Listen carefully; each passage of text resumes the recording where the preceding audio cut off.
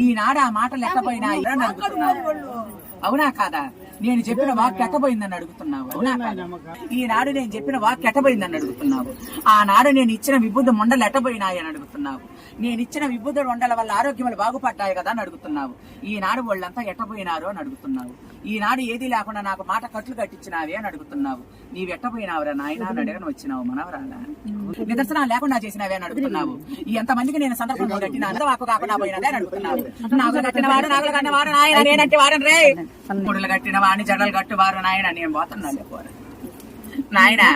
నా బాలల మీదకి రాకుండా బంధాలు కట్టున్నారు లేదా నాయన. సుఖములు ఉన్నారు సంతోషములు ఉన్నారని నేను చెప్పినానా?